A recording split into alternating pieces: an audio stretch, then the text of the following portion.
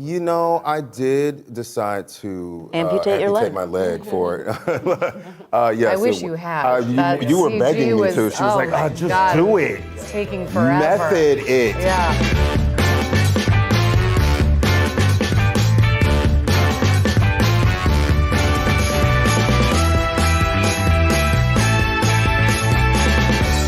I want to start with Lila. You said that obviously most of your work is in the theater, and this is your first narrative feature. I'm really curious about what sort of like in your toolbox helped you direct this movie from that theater experience. They're very different mediums. They are. You know, the structure of the process in theater and in film, they are almost diametrically opposed.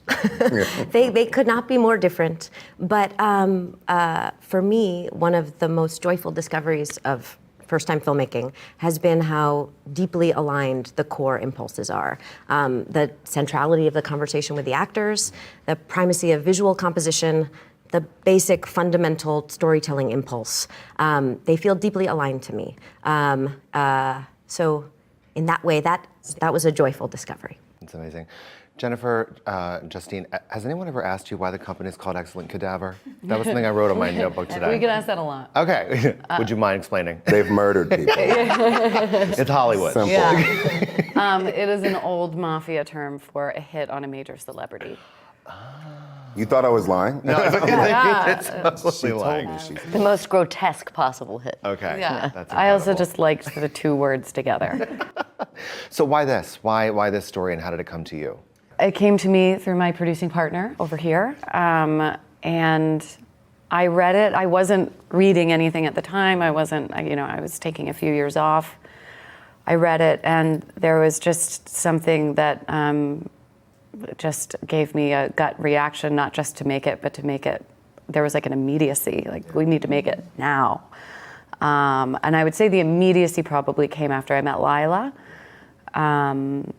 And we had a dinner, and I thought she was brilliant, and everything that she had to say about the project just made me extremely excited to work with her and to watch her break this open and remake it. Absolutely. You guys have such great chemistry. How did you get Brian involved? It was all Lila. Everything, Another mafia hit, every or- brilliant idea is Lila. She told me that Brian was her first choice, and I was already in the middle of watching Atlanta, and I just was a huge fan of his work. And then when I met him and realized how different he is, I realized that he's like just a Christian Bale chameleon. And then beyond that, I mean, it's the chemistry that can't be faked. I mean, we like each other or whatever. We really got along immediately and just broke each other open in the best possible way. She's very giving, when it comes to scene work, and just as a person, it was immediate. I think once we met each other, it was like, oh shit, we really We shared chapstick. Yeah, we did, and that was pre-COVID. alone. That's what started COVID. Yeah, we would share chapstick even after COVID. But yeah, I mean, I've always been a huge fan of Jen's work and just the projects she picks and how the choices she makes, and it was a no-brainer. With Lila, I've always wanted to work with Lila. We have been screaming at each other for almost 15 years. When are we going to work together? When are we going to work together? And I had no clue that it would be in this capacity, that it would be with her first feature, which I'm truly honored to do. So I was with everyone on this couch, I was like, this is just the best culmination of talent and creativity. So I wanted to be in the middle of that. Like I am now. Don't touch me. No, sorry, restraint. Especially the beginning sequences of the film, they're incredibly intense and physical, and I can't imagine sort of the responsibility you might have had to sort of accurately portray, but still sort of honor what veterans might go through. Did you just go in between scenes and bawl? It's really hard to. Well, I mean, you're right. There was an extreme pressure to do justice by these people who come home with trauma, and also just to be taken back to being a child, not able to go to the bathroom by yourself, not able to take your own sweatshirt off. And we worked nonstop with occupational therapists, and I spoke to countless heroes that had come back with TBIs, And the one through line was that there was not one thing that it looked like for it looked different for everybody. Can you clean pools now?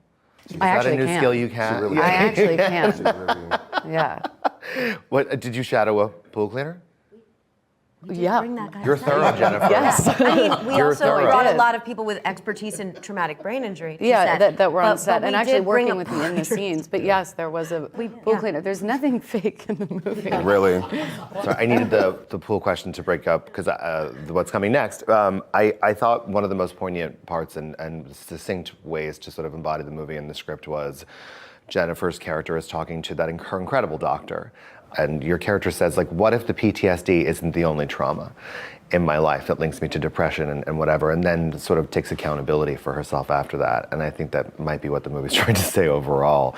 So how did you sort of get there and as actors? I mean, I think that was kind of what all of us were saying and pouring in our own kind of collective wounds personally. You know, what if the trauma is here? I think that that's why that scene with my brother towards the end is so powerful, because this is somebody who feels safer in prison, who doesn't trust himself on the outside, and Lindsay realizes that's exactly how I feel. But I don't have to go to Afghanistan. I don't have to be trapped in something to feel like I can belong there. Maybe I can do this. Maybe I can find something, someone. Right. And how many of us are walking around with disabilities that we don't show, the scars we don't show, how often we're trying to cover up these things that it's the whole concept of concealing trauma and concealing, and what a disability is, right? You know, like, disabilities are usually things that people put on you. And I think that that's the greatest thing about these two characters, is that they get to a place where they just completely disrobe that and like let everything fall to the wayside and show each other's scars, let each other in, and just uncovering, which I think is what Causeway is really about, the uncovering of that wound and trying to find a way to heal it.